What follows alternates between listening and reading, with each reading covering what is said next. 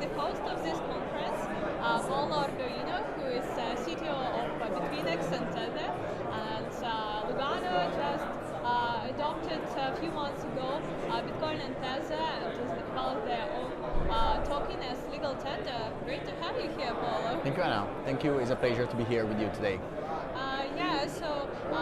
Actually, if you would like to know the story of Paolo and how he got into crypto, we made an interview with Paolo 3 years ago in London, and it was just on the day of total crash of crypto markets, and a lot of developments have happened since that time.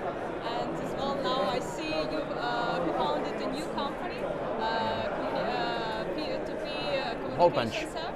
Yes. Allpunch. So can you tell more about this? Yes, so Allpunch is a communication platform, is a communication protocol. We started from the idea that communication protocols should be free, with no token, with purely free as in freedom. So we are seeing many applications like Zoom, WhatsApp, Telegram that are all centralized, and yet they are being used by billions of people.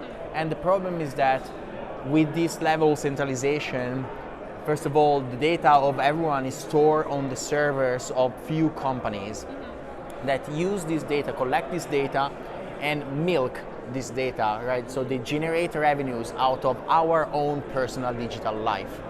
So that is not fair, that is not right, it is against all the possible privacy ethos that we have.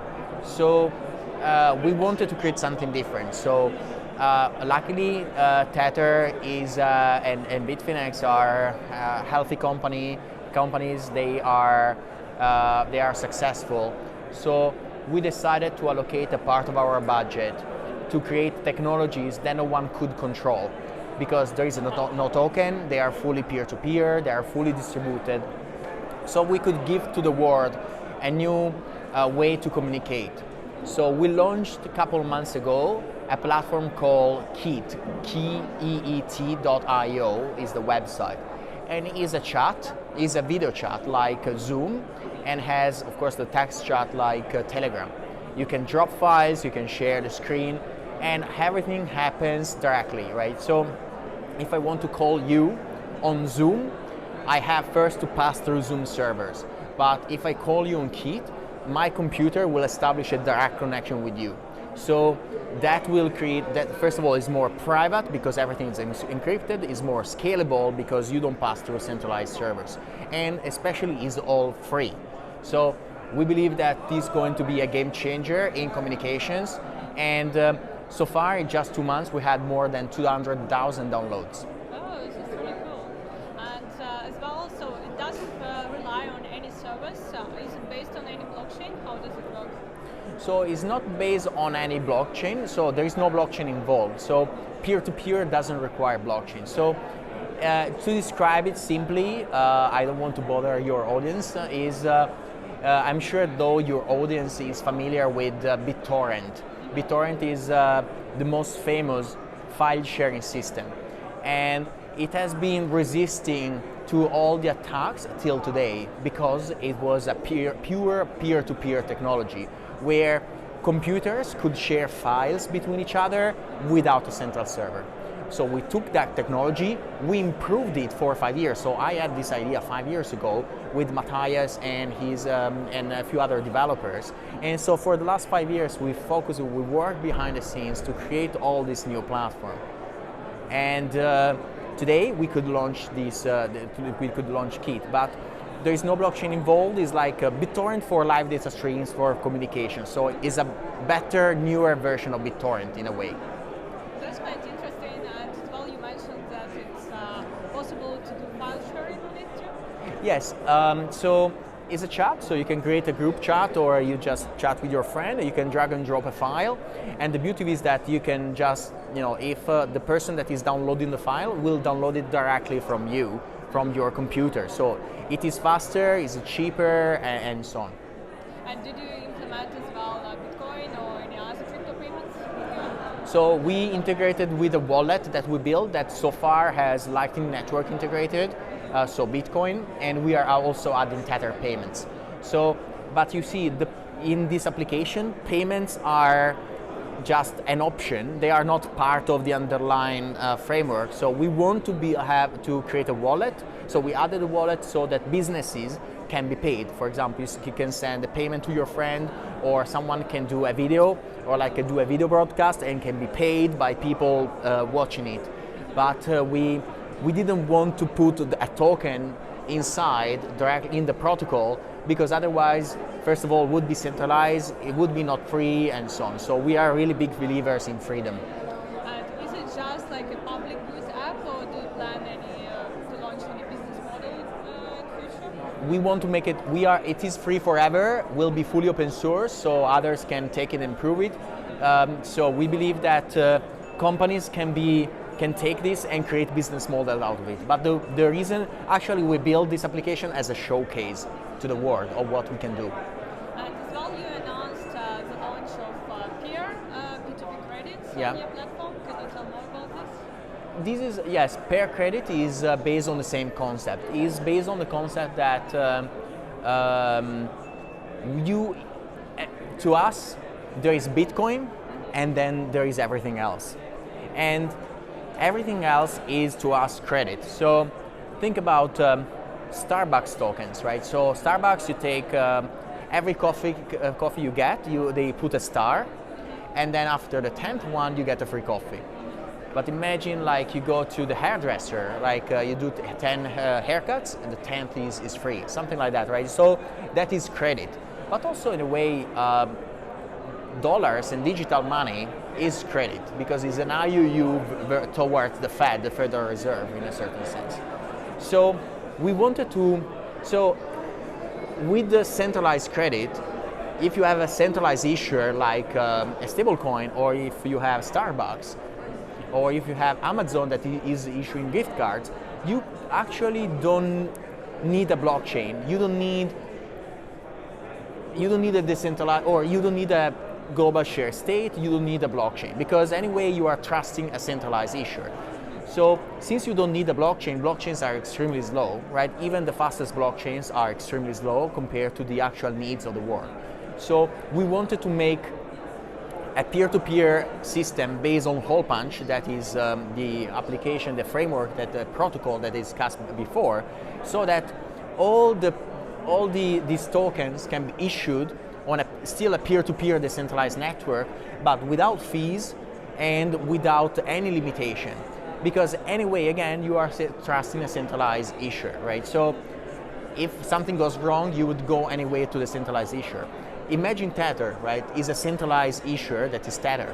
If something goes wrong, people, even if things are used on a blockchain, people will always come to us and ask for help. So blockchains are great, but I think that if we need more scale than blockchain, so we wanted to launch this project that can bring like an infinite scale to actually peer-to-peer credit system and peer-to-peer tokens. Yeah, sounds really cool.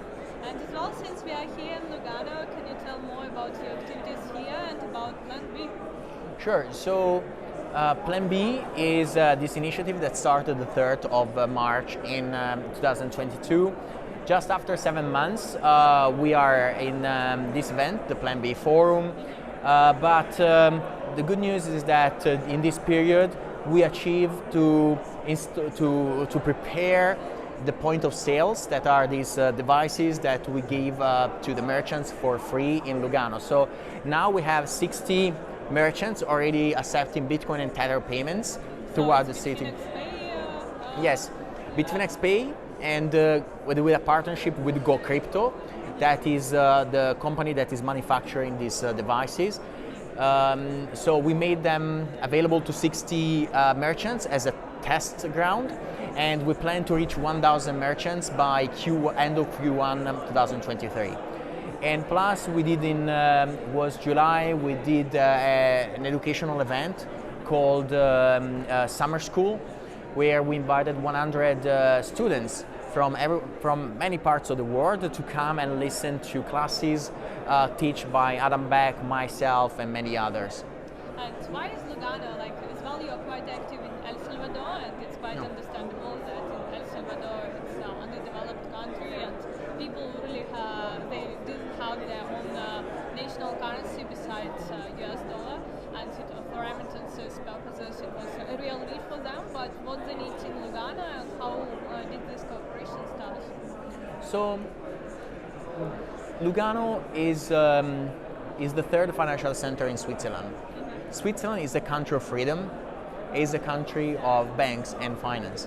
So we thought that Switzerland, among others, would understand the potential of this technology. And in fact, it became true, right? So the administration of Lugano has been extremely forward-looking, and the first time we met, they got excited about the opportunity, and they became immediately fully committed. So it's really rare. So it's exactly how it's happening in El Salvador. It's really rare to find places that have an administration that understand the potential of a technology. So that's what we wanted to, why we focused on Lugano so much. And can you tell us well about what you do currently in El Salvador, and about the issues of Bitcoin bonds in your platform? So in El Salvador, we are things are going pretty well. So we are helping. So we are, first of all, investing in charity. We are investing in helping actually families. We are helping in helping startups to actually build on top of Bitcoin. So we believe that El Salvador is the leader of the world in Bitcoin adoption, and also we want to show that even a country that is poor, that have a poor access to financial services, with the right focus on a technology and in creating incentives for startups to build good services there, it can turn around its status and become one of the best countries in the world, right? So it is a process, it takes time, of course, but also I believe that also it's clear the mission that the focus they are putting in this initiative. The Vulcano bond is also a great example. So I'm still confident that the government will launch it in the next months, because they want to prove that they can raise money without intermediaries, without the classic intermediaries that are the banks. And are you in talks with any other governments, cities about potential cooperation? Maybe you see that. So here was a representative from Mexico. Like, do you talk with Mexican government actively?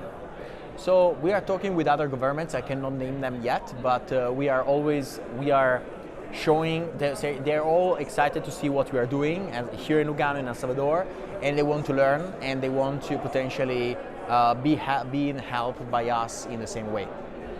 And as well on Bitfinex there was trending British pound stablecoin.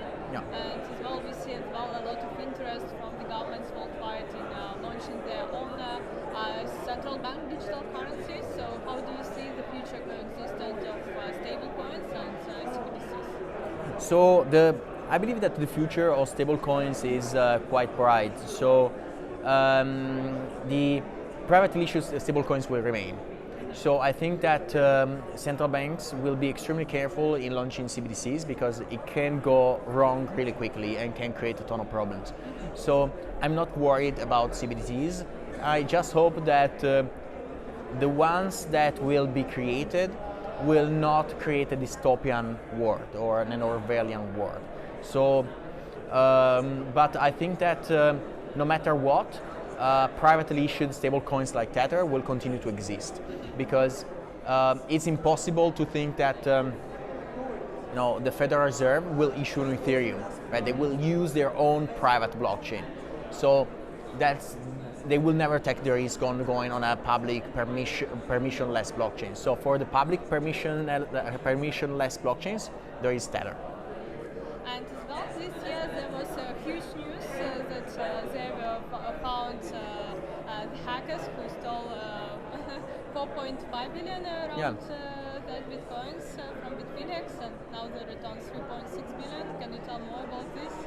Yeah, so that is also great news. So this shows the commitment of our team, right? So we never lost hope. We always focused working with the regulators, with law enforcement, and we waited, and then eventually, with growing this information set, we the DOJ and the FBI were able to catch the guys. So I'm really grateful. We'll see what will happen in the next few months. There is a trial that should start, so we'll see. Yeah, that's really good news. And as well, how do you see the state of current crypto market, and when we may see the next bull run, and what would be the catalyst for it?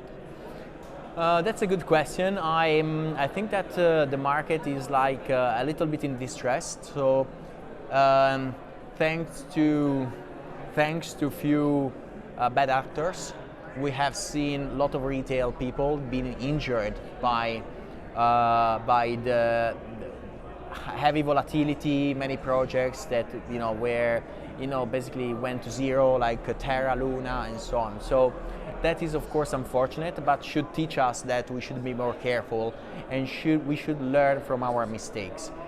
But I'm remaining positive that at least on Bitcoin and in the top blockchains, we are going to see an uptrend in the coming months. I don't have a crystal ball, but I think that the technology is here to stay and Bitcoin is here to stay. Yeah, hopefully we'll see it. And can you share as well some upcoming plans for the development of Bitfinex and Tether? So Tether, of course, plans to launch on more blockchains and plans to also keep working to be more accessible in all the areas of the world where we see that there are unbanked people. So recently we launched in partnership with Swapix. We launched the 24,000 ATMs that are accepting Tether in Brazil. Right, that's a good example. In the future, might be more. We are working in other countries in South America around the same topic. So on the Bitfinex side, I think Bitfinex Securities will be the big important exchange for 2023, because with the regulations coming, with the more scrutiny, we'll see more tokens being characterized as securities, and we have already licenses around the world that allow us to issue or help issue security tokens and trade security tokens.